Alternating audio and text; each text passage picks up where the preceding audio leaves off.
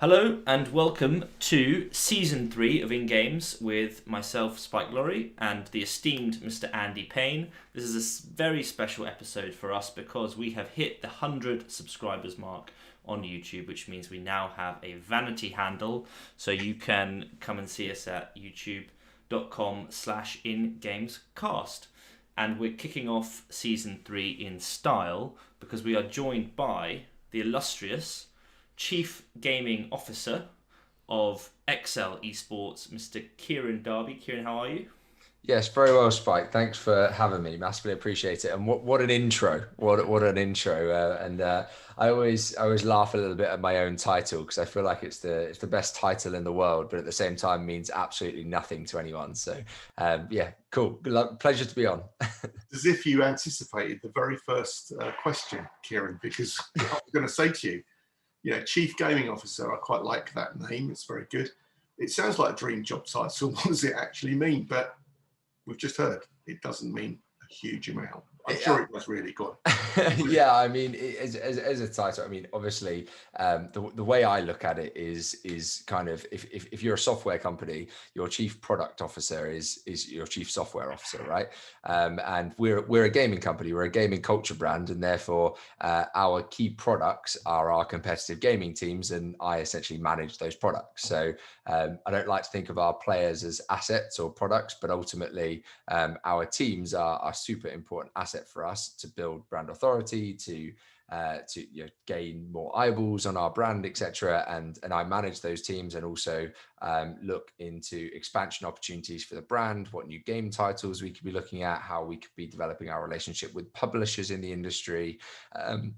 Yeah, et cetera, et cetera. So chief gaming officer doesn't mean a whole lot to everyone, but it's essentially our key product and super, I think, important role in our organization.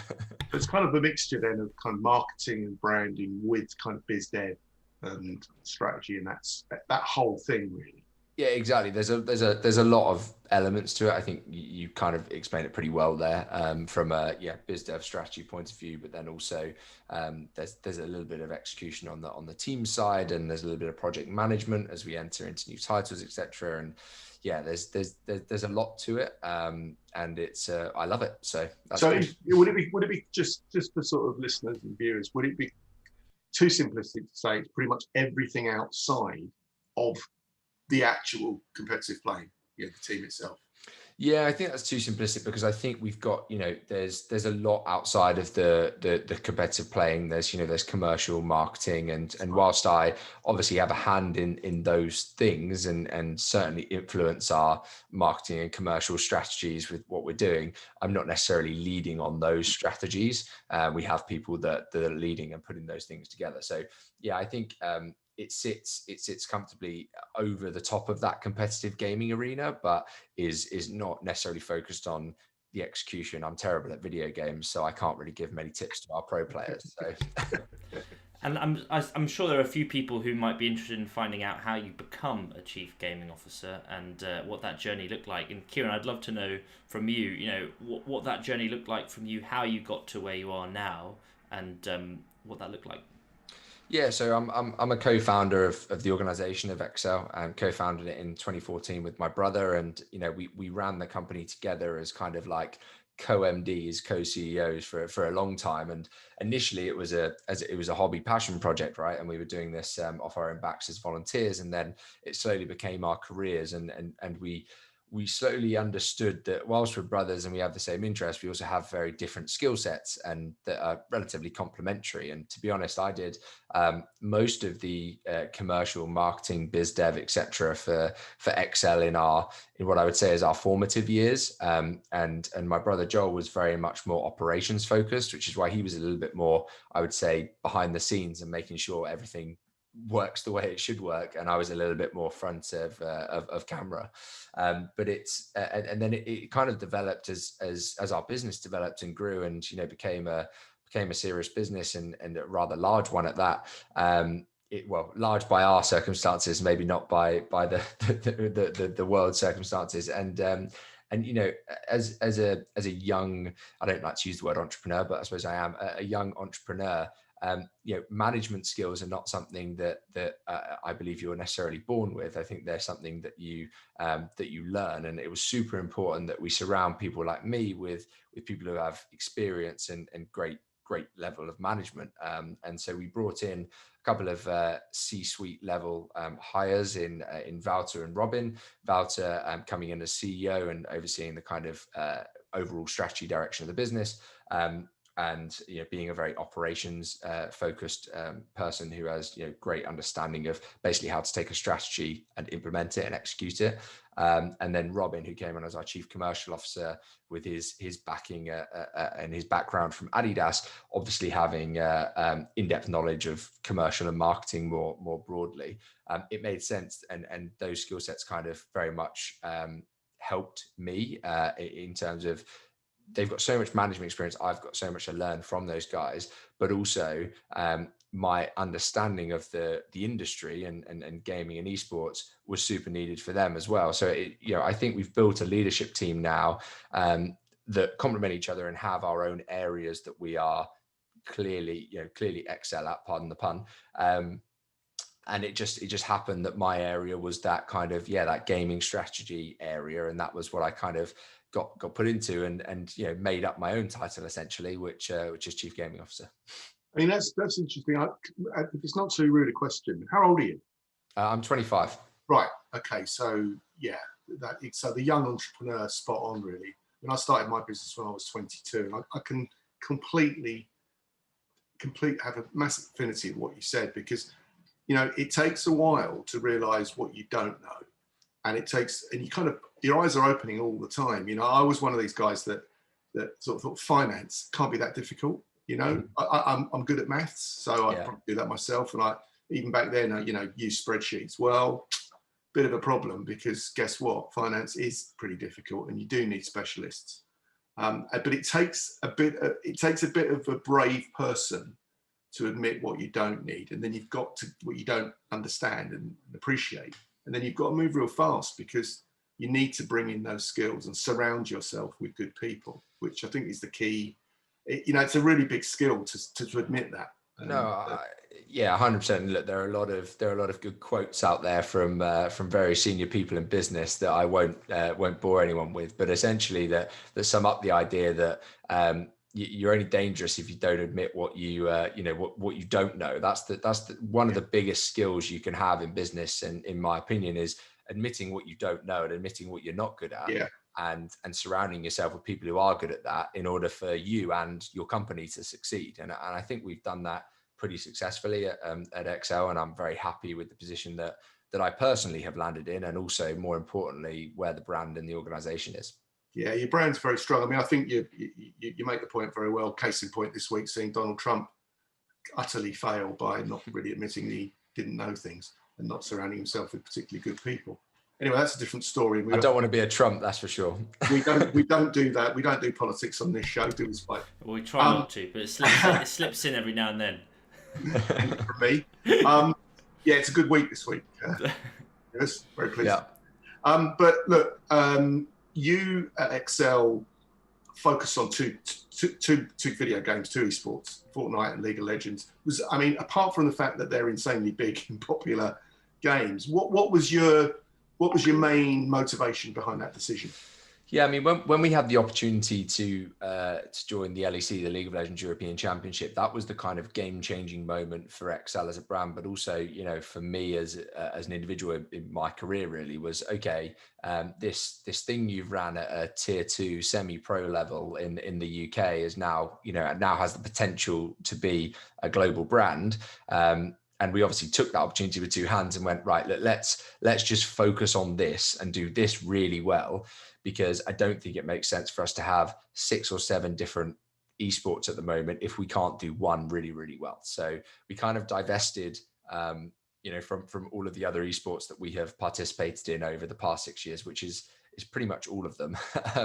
And we said, right, let's do League of Legends. This is our opportunity to do it properly, do it well at the tier 1 level. So we kind of went all in on League as the biggest esport in the world. It made some strategic sense. And then it was, okay, and this is exactly my role is, where is the next community that we should be adding value to? Where is the next community that we should expand to?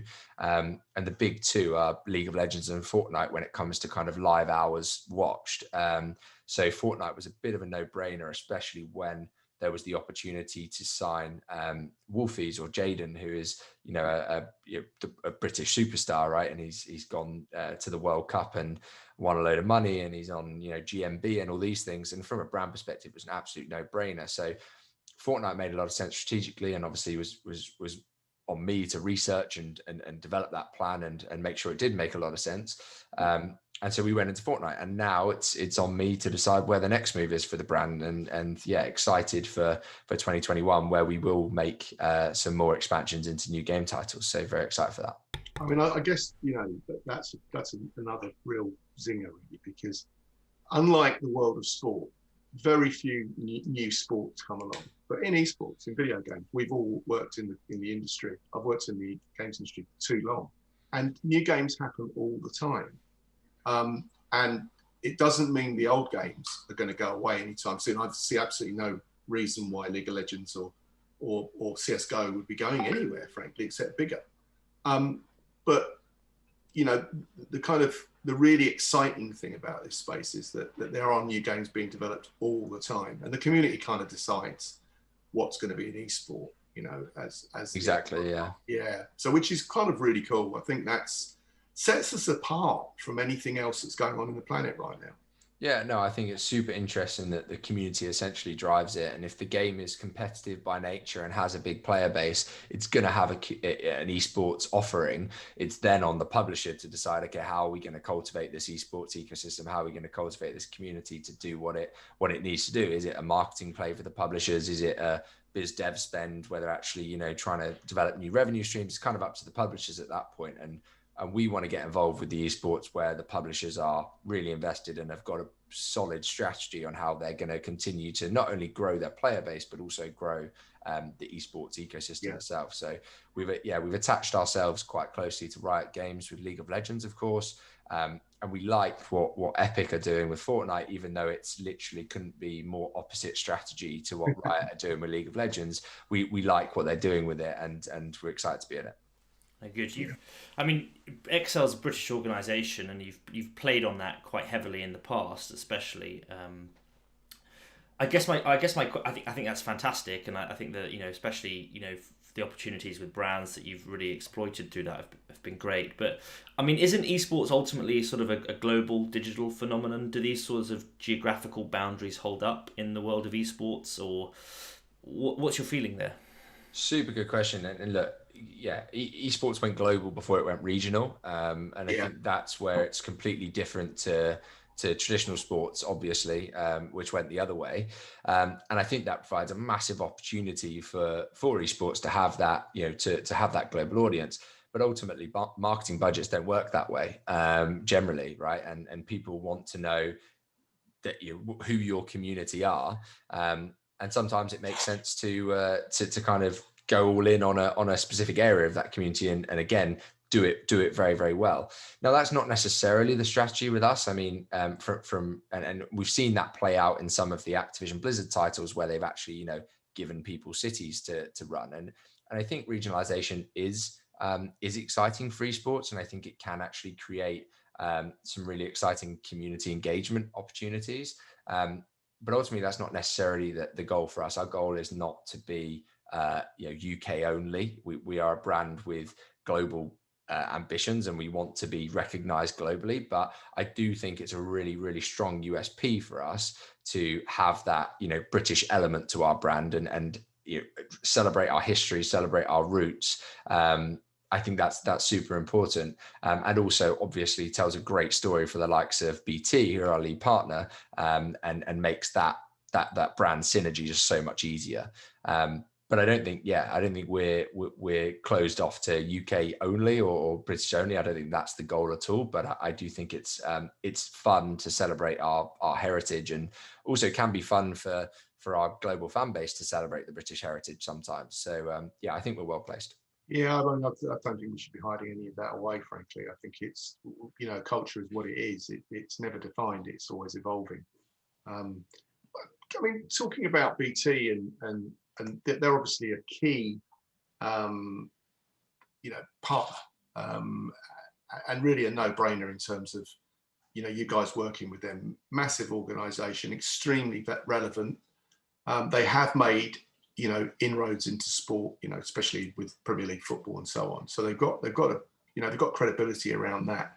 But I mean, outside of BT, how do you find the relationships and the kind of, I suppose, the conversations that you have with, what we would call non-endemic? In other words, brands that are global brands outside of esports wanting to get into esports, as opposed to brands that have grown up from within the esports ecosystem. I mean, how's that worked out with non-endemics, and how's that sort of shifting? Do you see that kind of progressing in the right direction for the benefit of the industry?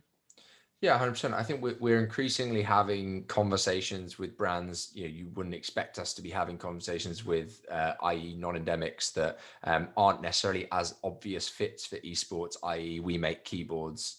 We have a great partner in HyperX who do make keyboards and mice, and that makes so much sense, obviously. But we're having increasingly, more frequent conversations with brands that you wouldn't necessarily expect. Now, that's because they've probably heard of esports or something, and they're excited. They understand that it's a younger demographic that's potentially harder to reach via traditional advertising, because everyone's running ad blockers, and they might have got that far in the process.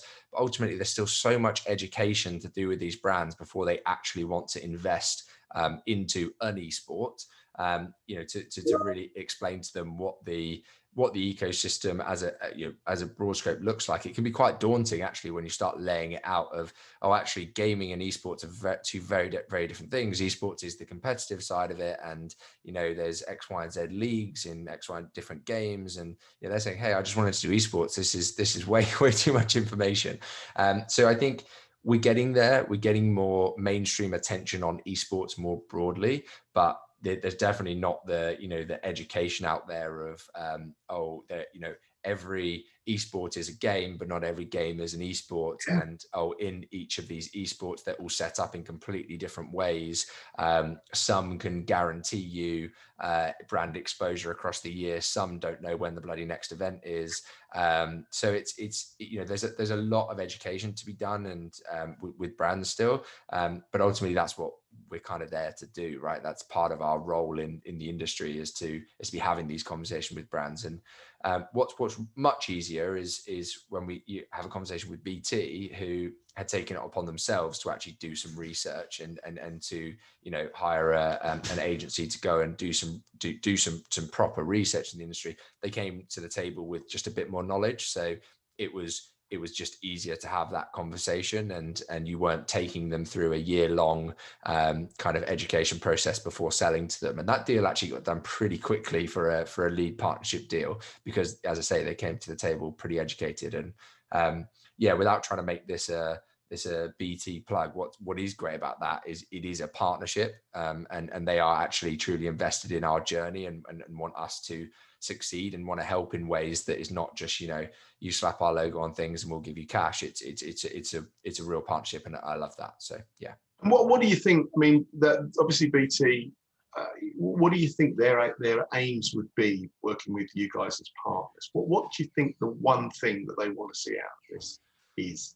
I mean, obviously there are lots of different KPIs, but if I were to try and focus on one simple goal for them, it's to be recognised as the go-to broadband for gamers, right? In the UK, right? They want to be front of mind when people are signing up to broadband, if people are gamers, because they respect that BT is where they're going to get the most reliable speeds, basically. So that's their goal, and that's what we're there to help them do. That's very clear, and you guys will give them that credibility point and that visibility. So that's when partnerships really work, I think.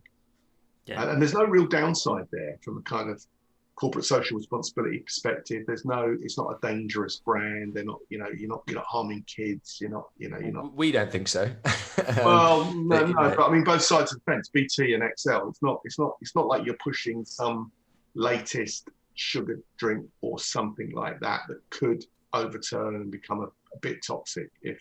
No, and I think that's super important for our brand. And, we've done a lot of work recently on trying to really understand what our brand is even here for. What do we actually do? Obviously, we have professional esports teams. Everyone knows that, but what's our brand all about? And we've kind of come up with this very simple idea of the power of better, which, sounds a bit, maybe a little bit cliche, but essentially all it is both our players and all of our community. What we do is we empower them to be better at whatever they want to be better at. And the go-to thing is obviously to be better at video games, right? We empower our players to get better at video games, but we also empower them to be better people and lead healthier lives, etc. And I think it's super important that when we're now working with brands, that we always tie it back to that very simplistic idea of can this brand empower our community or our players to be better at something in their lives? And if they can, then that's an obvious brand fit. Yeah, I mean, that's a really, really important thing in any business. You're building a business for the long term, which frankly, everybody should be building businesses for the long term, but not all do. But if you are, then establishing brand values and sticking to them, as well as, being alert and aware to kind of evolution. If you don't have those brand values, you end up just making silly decisions that may be monetary decisions, but come back and bite in a big way. Yeah, for sure. Agree with that. Yeah. I want to talk a little bit about the managing of the team itself. I mean, in my mind, it must be a little bit like managing Spinal Tap. That it's sort of. Can you tell me a little bit about what it is like day to day to manage a team? How you need to set that up for success, to be successful, and what that kind of looks like from the outside in. I think a lot of people don't have much visibility on that, other than that we know that they're taking home bigger and bigger salaries every year at the moment.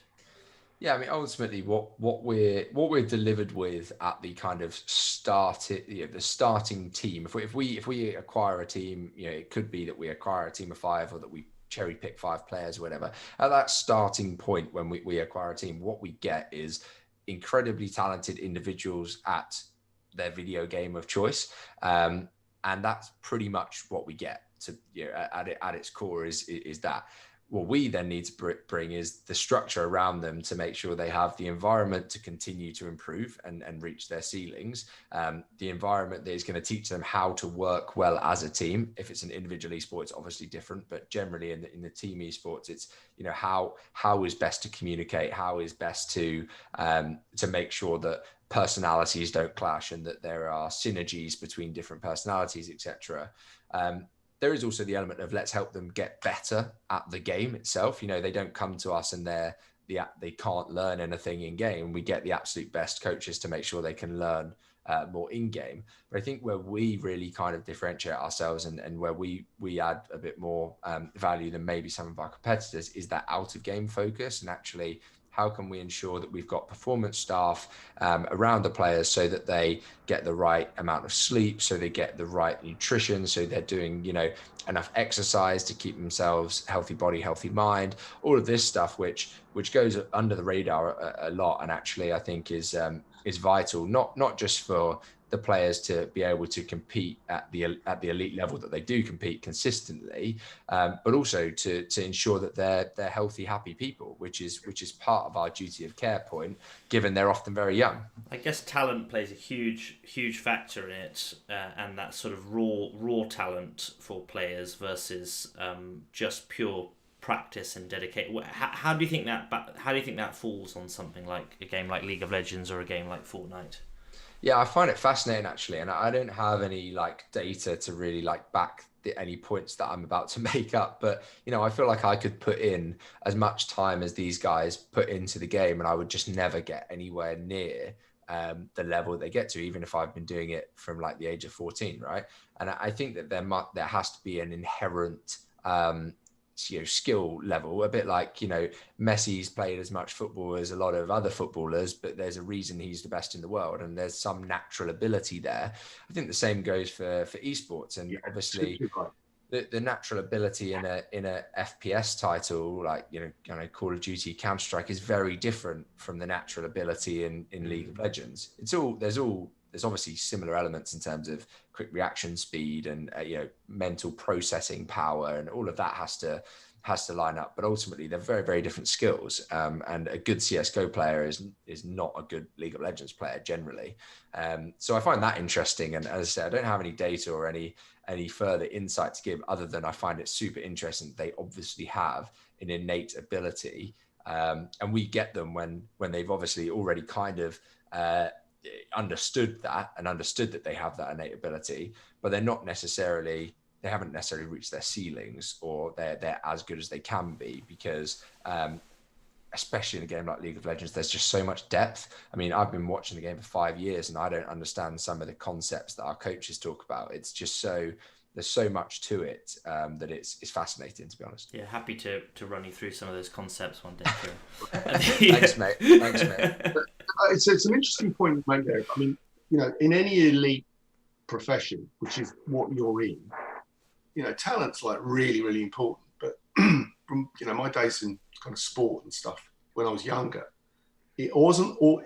To get really good, you've got to have the talent, but you've also got to have the mentality and the support network that allows you to, to really sort of push into that upper echelon. My cousin was a fantastic footballer all through his school career and his county career. He captained the team that Teddy Sheringham, his kid at school, the same age. And he captained. So Teddy Sheringham went on to win Champions League, played for England, Tottenham, Manchester United, etc. And he was a good footballer, but the difference was he had the mentality and he had the support structure, i.e. his father, who would be helping him understand when you move to a professional club like Millwall, you're going to need to understand that it's not just you're the next Messi.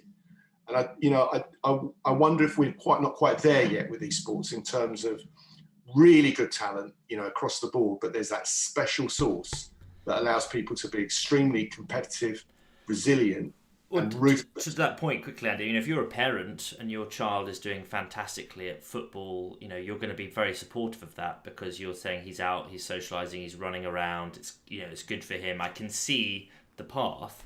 With video games, I mean, I'm sure all experiences, we've all been playing video games our whole life. My mother certainly wasn't supportive of video games. Instead, it started putting a paycheck in my, and I was able to actually, stop relying, actually do it as a job. And I think it's funny, you watch these. I always laugh because you watch these documentaries about esports players and you meet the parents, and the parents are like, "Oh, we're so supportive, we love it. He brought home $1 million last year from winning this tournament." Of course, they're going to be very supportive of it, right? Yeah. But it's very hard. I think there's a stigma there, and I think whether it's justified or not. I think if you're a parent and your child is wanting to play 5-6 hours of video games a night. It's hard to understand the positive value of that compared to being out playing football or rugby on, etc. So 100%, and it's that education piece that we've not done a good enough job of yet, and we need to continue as a gaming industry more widely, not just esports here. Like gaming provides a whole lot of benefit. I mean, we've all seen that in the global pandemic, and I don't really want to bang on about that, but what COVID has done to the world. A lot of people have found a lot of benefit out of gaming, and it's certainly a way I've kept in touch with a lot of my friends, etc. And I think that we don't celebrate the benefits of gaming enough. And actually, your kid playing 5 or 6 hours of video games a night could be a very, very beneficial thing, so long as they have balance in their life, and that's not the only thing that they do.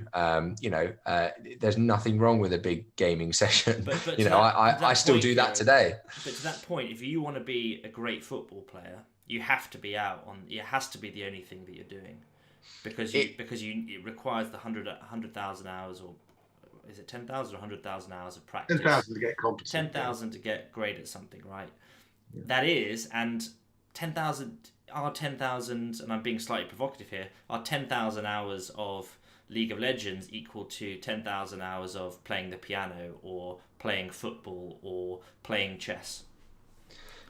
I mean, obviously, when the traditional sports comparisons are difficult, because ultimately you can't play as much traditional sports as you can video games, because there is a physical element which means that you're physically unable to play that much. Whereas you get generally more mentally tired when it comes to video games, and you're able to obviously extend those game periods. I mean, it is a provocative question, and it's one that I'm not going to be able to give a fantastic answer to, of piano versus League of Legends. And I don't know what the career opportunities are for a pianist personally, because I don't know that industry, but it is very difficult to become a professional League of Legends player, and that should be well known. I mean, the game is played by like 100 million people a month or something ridiculous, and there are 50 professional League of Legends players in Europe. I mean, there are a few more at the tier 2 level who are earning what I would say are livings, but at the elite level, the Premier League level, there are 50 in the whole of Europe. So it's a very small amount of people who actually make it. So parents should be educated that it's not a given. Obviously, if your son or daughter plays a load of video games, that they're going to become an esports professional. It's obviously not a given. I played loads and I never got anywhere in terms of being an esports professional, but it obviously did become my career. And there are success stories outside of just becoming a professional player when it comes to gaming, and I hope that I'm one of them. I think it's just an education point, and it's just we need to be better at educating mothers and fathers about what benefits gaming can bring, and actually that competitive side of them playing in a team and competing at the even if it's just something they enjoy doing, can actually be super beneficial. So we just need to be mindful of that. Yeah, I think music, the music industry is going through a tough time at the moment for all the various reasons, all the obvious reasons to do with performance. For me, video games and esports is as similar to the music, performance and learning as sport, frankly, because if you play a musical instrument, you've got to be pretty technical. You've got to be technically capable of dealing with it, and you've got to have patience, and you've got to put in the hours. But when you then play with other musicians, it's a different ballgame, because suddenly, you're not the center of attention. You're part of the band, and that can be incredible. In the same way that playing video games with compadres against others, it's a different dynamic. Yeah, I think music. We would like to think that music is seen to be a noble thing for children at school to learn, except when you dig into the UK education system and find that music's being stripped out, and it's pretty much the kind of the privilege of those who can afford to get tutoring for their children outside of the school. Gone are the recorders and the kind of triangles and stuff. That's all been thrown away, and that's a concern. And I think that video games do fall in a kind of a bit of a uncertain gap, really, with what are they? What can we liken it to? And I think that's difficult for parents to get their heads around. And Spike makes a really good point. Not everybody, in fact, very few people are going to make their career from playing video games at the top level just by default. And just playing in that provocative arena a little bit longer, it's obviously celebrated if you see your kid dedicated to playing the guitar or playing the piano, and ultimately is that the likelihood that kid is going to go on to have a career in guitar or piano is, I assume, extremely slim. Very. But what it will provide them is a release, and a creative release, and it's very good mental stimulation. Why can't video games be in that exact same bracket for I think that's exactly the point that we're leading to, because there's a few things built into us as human beings. One of them is actually music and rhythm, and the other one is games. We love rules, choice, consequence, competition, playfulness. So those things we're really keen on. And I think there's a real correlation between learning to play a musical instrument and in being able to do that and enjoy it with friends, entertaining others as well as yourself. Well, sometimes entertaining, maybe not always, of course. But, that's quite communal. It's quite cultural. Everyone likes a sing-song, and it's just kind of, it's great when you go to, sort of esports events and, go to Paris to watch Call of Duty, and it's a French crowd that's very different from coming to London, where there's almost a kind of football crowd, sort of without any nastiness, and beach balls, being pushed around and stuff, and people singing, And that's kind of in there. So I think taking music as it's a great thing for your life to have, as you say, Kieran, a release, something you can chill with, and you can also, sort of really, focus on when you want to, and then play with others. It's kind of social. Games are like that. Not everyone's going to want to be a competitive gamer. They just want to play to relax, have a laugh with their friends. These shouldn't be seen to be anything other than brilliant for human beings to give them enjoyment. I mean, we're in the entertainment business, and it's supposed to be fun, and fun is good. And I worry sometimes with commercial education. These guys kind of forget that we're here to have a laugh, because if we're laughing, we're learning, and we're building something. And that's exactly what games are for me, and have always been for me. It was always difficult when applying to universities and things, when they ask you what your hobbies are, and it's like, well, actually I played a lot of sport growing up, and I've always been a sportsman, but also outside of that, it was gaming. I mean, gaming was my hobby growing up, and it would have been frowned upon to put that on, as opposed to putting on, playing the piano, which would have been instantly put you to the top of the pile, which is obviously just super interesting. And my girlfriend, she's a bit of a musician, and she will play the guitar of an evening while I'm in here playing World of Warcraft, and that's just what we do to relax and chill. And I think that's very healthy, and there's nothing wrong with that. No. Yeah, I think that culture changes over time as more and more of the cultural commentators are brought up as gaming natives, because we're at a massive tipping point right now. For years, the media haven't understood games because they've just been on the outside of it. But now, anyone who's under 35 has played games from the year dot. Everyone, in fact, probably 40. So that's good news. For sure. I think I derailed us a little bit there, so I apologise. But it's interesting though. No, absolutely. Interesting discussion. Look, congratulations, Kieran, on your recent featuring in the BBC documentary Fight for First. I think I've often on record criticising mainstream media for its reticence to get in and talk about esports and gaming.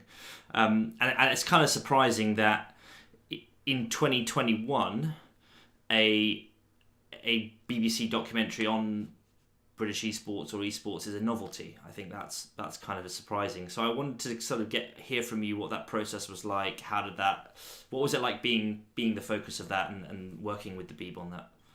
Yeah, it was super interesting. It was actually them reaching out to us, which is always nice, and just saying, look, we're trying to explore gaming. It was kind of it's the BBC Three angle. So BBC Three is kind of targeted at that more younger demographic, and they'd obviously done some research and found out their demographic loves gaming, and realizing they do absolutely nothing in that space and don't produce content. They have tried in the past to do bits and pieces, to be fair to them. This wasn't the first time they'd done anything. They've done bits and pieces, but I think they wanted to do what they're good at, which is making documentaries and do it in gaming. So we just had some initial chats, and I got very, very excited very early on at the prospect. And they said, well, look, we have no idea where this is going, but can we hire a guy with a camera to come and follow you around a bit? Came to Paris with us to watch the World's finals. And we were talking to them, and when did the process start? How long ago did that sort of start? So it was mid 2019 that the conversations first started happening, and then the first time they got a camera in our faces was sort of towards the end of 2019, around October, November time.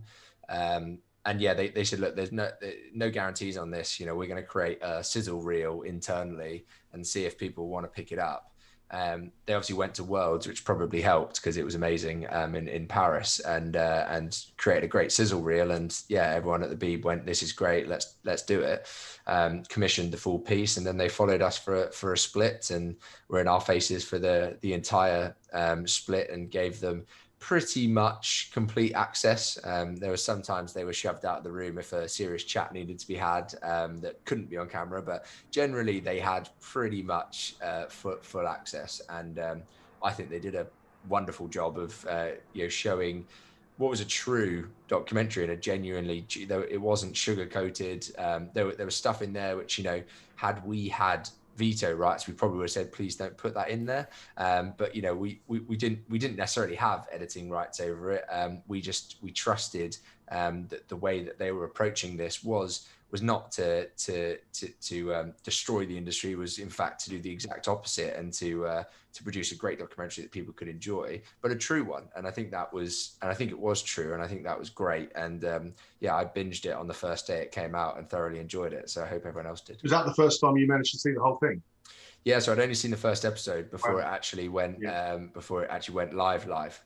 Yeah, and it's on iPlayer, so it's kind of accessible, and it will get out around the globe, because the BBC still has a massive reach and is a respect, despite some of the defund the BBC. Hang on, no politics, Andy. No politics. Despite that, the BBC is a pretty big supporter of UK culture, and I think that's a really good tribute to the games industry and the esports industry, that they've piled in and picked you guys and done an authentic piece of work, which I think is, you've trusted them. That's brave, but they can be trusted. So, it was brave, but what was great was they had, I don't know all the different titles behind the documentary, exec producer, I'm going to say, a guy called Andrew Shaw, who just truly, it was easy to trust, because he actually took the time to understand the industry, was a gamer himself, and took the time to really speak to us, get into what we're all about. And it was kind of then easy from that point, knowing that he was steering the ship, to trust that the process was going to end in a somewhat positive light. And I do think Excel came across in a very positive light, which I was very thankful for, given that I hadn't seen the whole documentary. I thought it was a great piece, and I hope that it goes far and wide, and that more content distributors want to pick it up and want to spread it, and that there's a series 2 when we ultimately go and make worlds ourselves. XXL. It's interesting, because Amazon have invested heavily in their kind of all or nothing series around sports teams, and those are global from the get-go. And what I think is interesting is that the world of football, the most popular sport on the planet bar none, has been incredibly closed to behind the scenes docs. They're very few and far between. It's pretty recent that professional football teams have allowed cameras into their dressing room. And that's for football fans, that's like a major thing. It's never been seen before. So I think this kind of thing is only going to get bigger and bigger. And I think the big global digital brands like Apple and Google and Facebook and so on are just going to be all over esports, because that's where their audience is. And the ones that people like are the Sunderland Till I Dies of the world, right? Which ours wasn't quite as a catastrophe as that, but what was brilliant was how true and raw it was. And the people that have worked in the sports industry say that is what it's like, right? Sunderland is what it's like. The Man City Amazon Prime documentary, whilst I also thoroughly enjoyed it, was quite clearly, Man City directed. And that's fine. And it was great to watch, and I did enjoy it, but it wasn't what I would call truly authentic, which both Sunderland and also ours is, which I really like. Sunderland Till I Die is absolutely a brilliant piece of work. I was hooked. Absolutely. Amazing. Yeah. Being a football fan, most football fans support teams that don't win much. So, you're in the majority if you're always hoping and always disappointed, and that is Sunderland. It's funny because everyone here in London supports Manchester United, and they seem to win all the time, Andy. Not everybody's, but I believe that you were a West Ham supporter once. I had a Fulham season ticket for a bit as well. Fantastic. I'm a casual. Very fan. Casual. Yeah. Kieran, a few more questions, if we may. I want to talk about the players again, and I want to talk about franchise, the sort of from the players, from a team's perspective.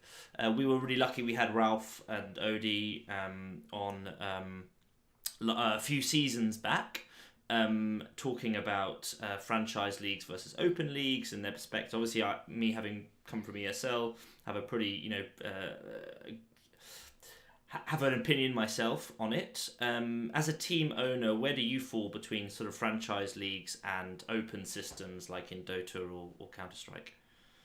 Yeah, it's the age-old question in esports, and I don't think that there's I don't think it's as clear cut as that versus that, but I think that there are esports ecosystems that I like, and I think that are set up very, very well for all parties involved and have the right, share of the pie going to each of the stakeholders. And clearly, I'm an advocate for the League of Legends European Championship and how Riot Games have set up that ecosystem. And we were super excited to be a part of it, and are still very, very excited to be a part of its growth. I think that structure where the tier one is, as you say, closed off, in a industry that is still building, is super important to actually create storylines. Very important to create brand affinity and engage the community that are watching. You obviously do get some fantastic storylines coming out of open qualification systems. Sometimes you have the underdog stories that come out, etc.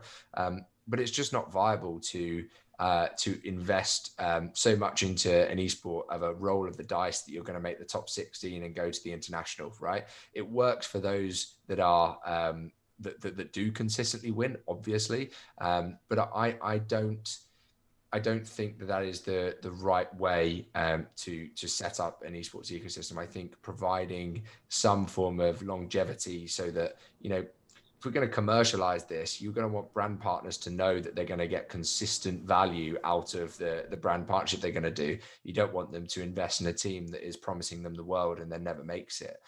It's going to burn a lot of fingers, and I don't think that's good for the industry. At least we know that we can provide a long-term strategy for investors, for brand partners, et cetera, et cetera. And I think that is vital for the future growth of our industry. I don't think it always has to necessarily be like that. And I think that some of the models that have kind of what I would call a semi-closed system, where it's almost very, very difficult to get promoted to the top league, but it is possible. And those teams that are clearly not investing in talent and not are just there for the paycheck are ultimately kind of filtered out. I think that system works quite well. I think, without trying to name any names or whatever, I think those sorts of systems do work very well. But, I don't think there's a one successful model, because I also, on the other hand, like, as I said previously, what Epic are doing with Fortnite, which couldn't be more different to what League are doing. I don't necessarily agree with their approach of throwing a load of prize money at some very young people. It's not necessarily the way I think I would do it. And I think there are ways to invest in the infrastructure a bit more for the longevity of their esports ecosystem. But I do like what they're doing from a gaming culture, getting a lot of pop culture into gaming and doing those crossovers, and clearly Fortnite's not even a video game anymore. It's part of pop culture, right? And I think they've done a fantastic job of that. So I like different approaches. I'm not set on like one way, but I do think that a close relationship with the publisher is absolutely necessary for a team to be to make sure that their investment is going to actually return for their brand, basically. And I see a lot of esports ecosystems where it's not possible to have that close relationship with the publisher, and we wouldn't be interested in an esport like that. Okay, no, very interesting. And I've got one more question, which is again quite provocative, Kieran, but I'm sure you won't mind. I have heard. Well, you're not called Spike for no reason. I've certainly heard that, and you may be displeased to hear that Excel have been referred to as a middle of the table team, and that next season you might also be a middle of the table team. Do you think that's an unfair assertion? And what would you say to challenge people who said something like that? Not an unfair assertion at all. Last year we made a promise essentially to the community that we were going to make playoffs in the LEC, which is top 6, and we came 7th in both splits. Joint 6th in one and lost out on a tiebreaker rule, which is obviously is tough to take. I was in favour of the tiebreaker rule when it got proposed to the teams, but when it negatively affected us, I'm not sure I was so in favour of it.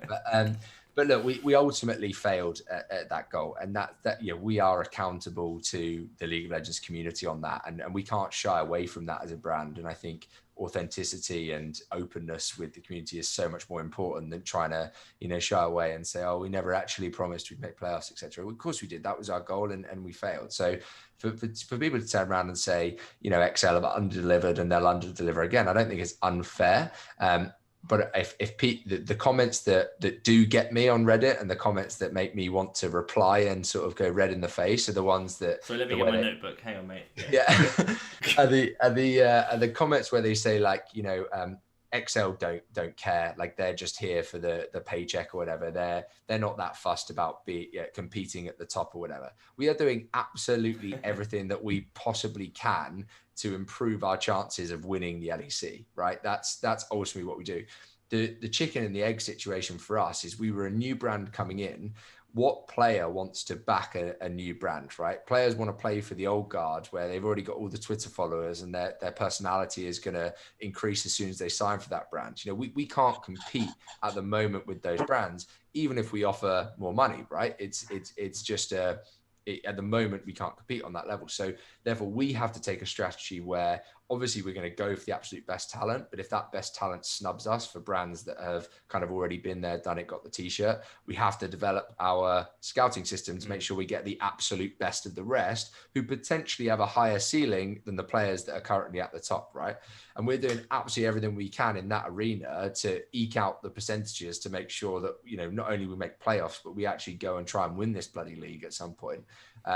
So they're the comments that piss me off, to be quite frank, because it's just completely. And if you watch the documentary, you can see, the investment that we're making into our team and the support structure. And actually, I think we have one of the best support structures in the LEC. And the players that have played for us have even said as much, even if they've been on other teams. They've said, "You just guys are doing it so much better."